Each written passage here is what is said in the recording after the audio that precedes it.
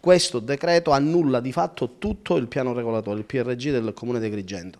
E quanto dichiara stamane il vicepresidente del Consiglio Comunale di Agrigento Giuseppe Di Rosa, ribadendo in seno ad una conferenza stampa l'annullamento del piano regolatore di Agrigento, impugnato con decreto del Presidente della Regione in data 14 giugno 2012 e pubblicato nella Gazzetta Ufficiale della Regione Siciliana il 2 novembre 2012. A questo punto dobbiamo prendere atto che tutto il lavoro fatto dai nostri uffici tra il 2005 e il 2014 viene tutto inficiato. Bisogna capire oggi, e questo dovrà farlo con immediatezza l'amministrazione Zambuto, se ne ha le intenzioni, capire oggi da cosa e da dove ripartire, cosa e dove i nostri uffici si devono fermare o da dove ripartire, cioè tutte le licenze rilasciate, tutte quelle cose tutti i terreni che cambiavano destinazione d'uso, ad oggi che fine faranno? Questa è una cosa alquanto grave. Oggi i nostri uffici non possono più nascondersi e devono con immediatezza quantomeno bloccare le linee guida. Poi il resto dovrà essere l'amministrazione, perché molti non sanno che è l'amministrazione principale che deve muoversi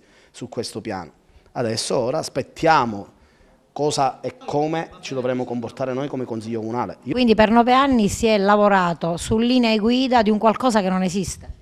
Di fatto sì, la sentenza dice questo. Conclude Di Rosa che si riparte da capo e a questo punto si ritorna al PRG del 2005. Oggi la sentenza del TAR acclara ancora quello e dice proprio che è già stato annullato con decreto presidenziale.